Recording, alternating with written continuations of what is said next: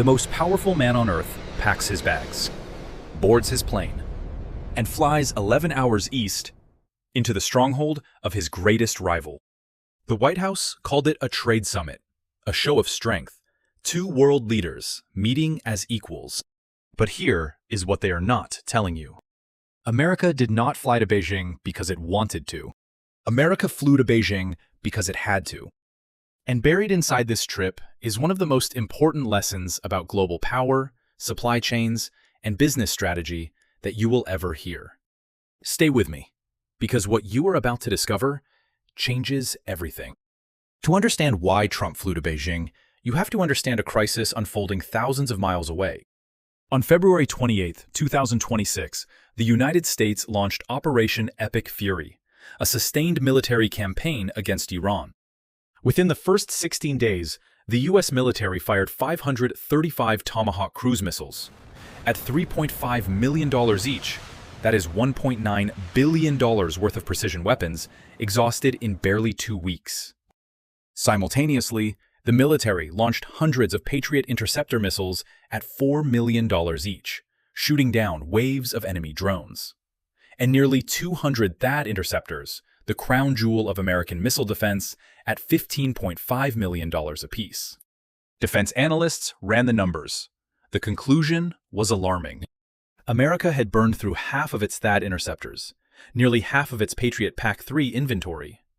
Project that burn rate onto a conflict in the Pacific, and those stockpiles would be completely exhausted after just 2 to 3 days of sustained combat. The standard Washington response? Authorize more funding. Tell defense contractors to quadruple production. That solution had one fatal problem. You cannot rebuild these weapons without rare earth minerals. And rare earth minerals are controlled by China. In 1992, Deng Xiaoping stood at a mining operation in Inner Mongolia and said something the Western world almost completely ignored. The Middle East has oil. China has rare earths. That was not a boast. It was a blueprint.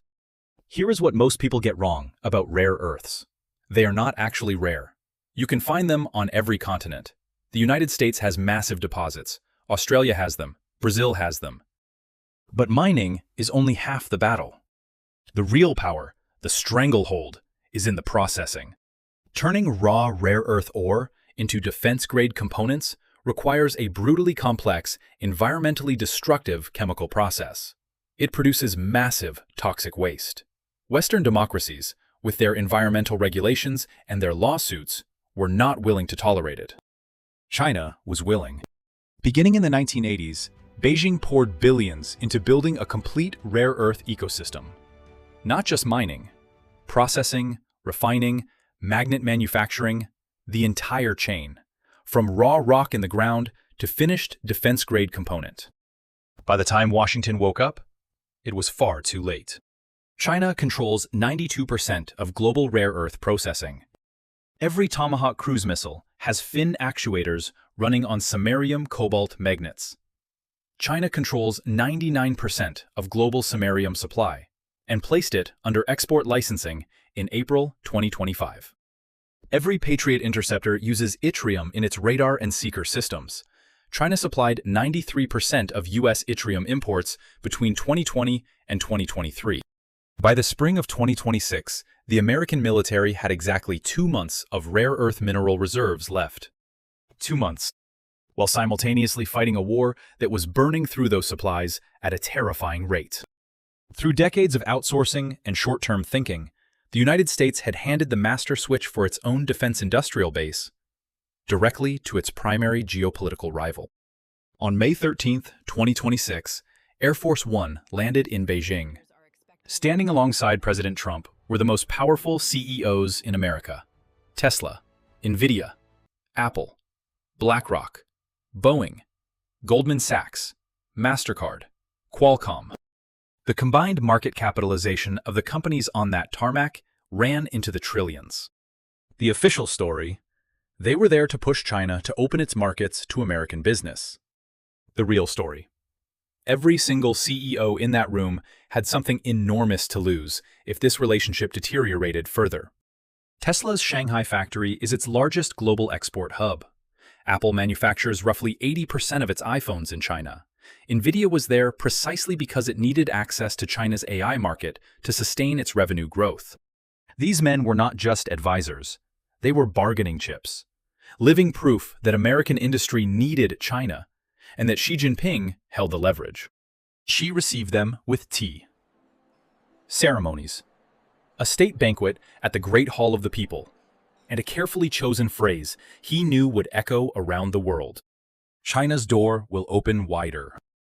4 words, designed to make every CEO in the room feel that cooperation was possible, without committing to a single concrete action. Meanwhile, beneath the ceremony, the real negotiation was happening in silence. A $14 billion U.S. arms sale to Taiwan was awaiting the president's signature. Throughout the entire summit, the American delegation said nothing about it. In diplomatic negotiations, deliberate silence is a currency. It was the price required to ensure China kept the rare earth supply chains feeding the American military active.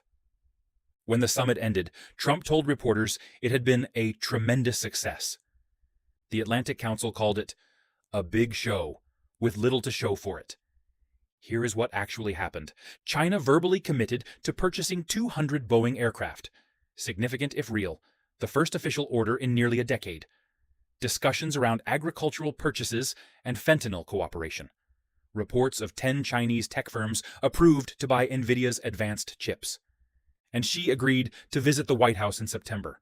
One side arrived improvising for immediate headlines. The other executed a patient, multi-decade framework of industrial strategy and simply waited for America to arrive. Chatham House put it with surgical precision.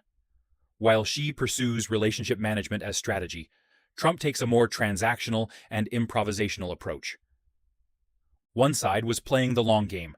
In geopolitics, just like in business, the long game always wins. Here is the lesson that every entrepreneur and investor watching this needs to hold on to. China did not win through geology, it won through patience. It identified the step in the global supply chain that everyone relied on but nobody wanted to own, because it was dirty, expensive, and politically difficult. And it spent 40 years quietly dominating it. The question for your business is this: where is your rare earth? Where in your industry is there a processing step, a capability, a geographic position that competitors consider beneath them, but that everything else depends on? That is where durable leverage lives. Not in the flashiest product, not in the biggest marketing budget, in the unglamorous, hard-to-copy foundation that the entire chain cannot function without. The second lesson is even simpler. The time to build strategic leverage is when you don't need it, when your business is healthy, when the market is calm. Because when the crisis comes, and it always comes, the only people with options are the ones who prepared before the emergency forced their hand. America needed rare earths in 2026.